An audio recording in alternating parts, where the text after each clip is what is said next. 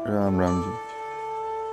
आज एक वेद वाक्य पर चर्चा करेंगे। एक संत ने बहुत सुंदर ढंग से एक वेद वाक्य का उल्लेख किया है कि हम ही ते भूले, हम ही में भूले, हम ही फिर हम ही हुए, हम ही ने खोजा, हम ही ने पाया, हम ही को फिर हम हमें मिले।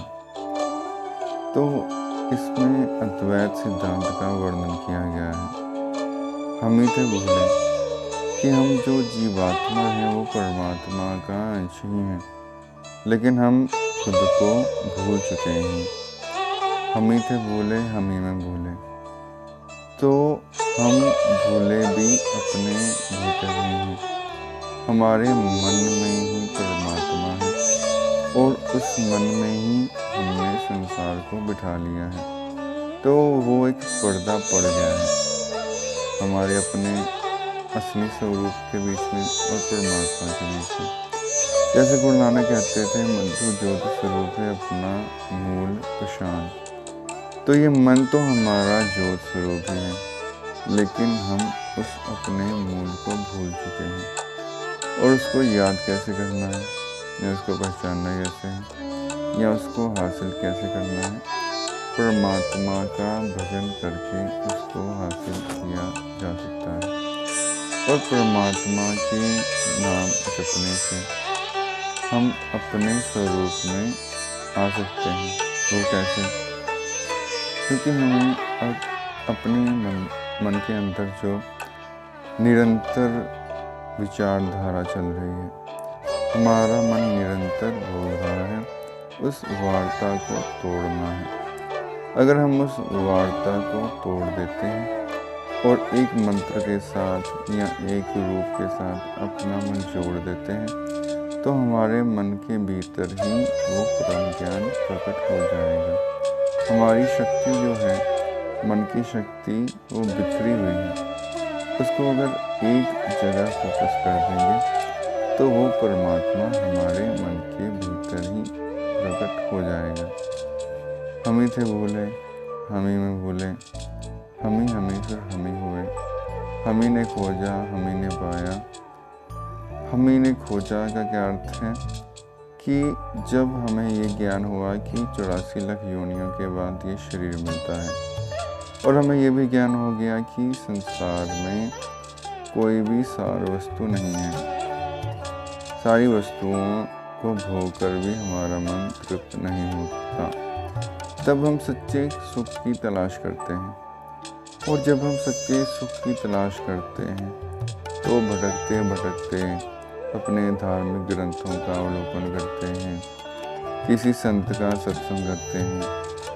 और अगर कोई उस परम आनंद तक पहुंचता है तो उसे ये ज्ञात होता है कि जिस सुकून के लिए मैं भटक रहा था, वो सुकून तो हमारे मन में ही है। जैसे कहते हैं, कस्तूरी का मृग ज्यों फिर ढूंढे बास, कि जो कस्तूरी मृग होता है उसके नाभि से खुशबू आती रहती है, और वो उस खुशबू का स्रोत ढूंढने के लिए पूरे जंगल में भ्रमण करता रहता है। कहीं वृक्षों को सूंघता है, पत्तों को सूंघता है, फूलों को सूंघता है, लेकिन वो सुगंध उसको नहीं मिलती जो कि स्वतः ही उसकी नाभि से निकल रही है। तो वो भटकते भटकते मर तो जाता है, लेकिन सच्चाई का अनुभव उसे नहीं होता। वही हालात हमारे हैं कि संसार से जो सुख हमें प्राप्त होता है, कुछ अच्छा खा लिया तो सुखी, कुछ सुंदर दृश्य देख लिया तो सुखी, कुछ सुंदर संगीत सुन लिया तो सुखी। तो ये सब चीज़ें जो हैं हमारे मन को थोड़ी देर के लिए एकाग्र कर देती हैं। उस एकाग्रता से हमको सुख मिलता है और हम समझते हैं कि उस संगीत से या उस भोजन से हमें सुख मिला है।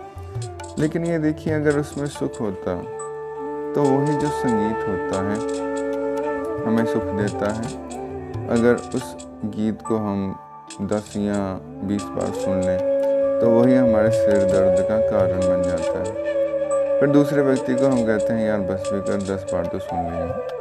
अगर उसमें रस था तो 10 या 20वीं बार भी आपको रस आना चाहिए था, लेकिन रस उसमें नहीं था। वो सिर्फ आपके मन को एकाग्र करने में सहायक सिद्ध हुआ था और कुछ नहीं। उस मन से ही आपको सुख मिला है जो आपके हृदय में विराजमान है। तो आप सुखी हो सकते हैं कहीं भी, कभी भी, आंखें बंद करके। जिस भी परमात्मा की आप भक्ति करते हैं उसका नाम जप के अपने मन को एकाग्र करके वो सुख हासिल कर सकते हैं। तो हम ही ने खोजा, हम ही ने पाया, हम ही फिर हम ही हुए। जब हमने खोज की तब हमने परमात्मा को प्राप्त किया। तो प्राप्त तो वही कर सकता है जो खोज करता है। जिसे खोज करने की इच्छा ही नहीं है या खोज करने की जो ज़रूरत ही नहीं समझता, वो परमात्मा को पा भी नहीं सकता। तो जिन खोजा तिन पाया, गहरे पानी पैठ, गुरबानी का पवित्र शब्द है कि जिन्होंने उस परमात्मा की खोज की उन्होंने ही परमात्मा को हासिल किया। गहरे पानी पैठ, गहरी सोच के द्वारा, गहरी श्रद्धा के द्वारा और गहरे प्रयत्न के द्वारा। जैसे एक नगाड़ा अगर बढ़ना हो, एक कहावत है ईरानी कि अगर नगाड़ा गढ़ना है तो 100 चूहों की खाल से नहीं गढ़ा जा सकता, एक ऊंट की खाल ही काफ़ी है।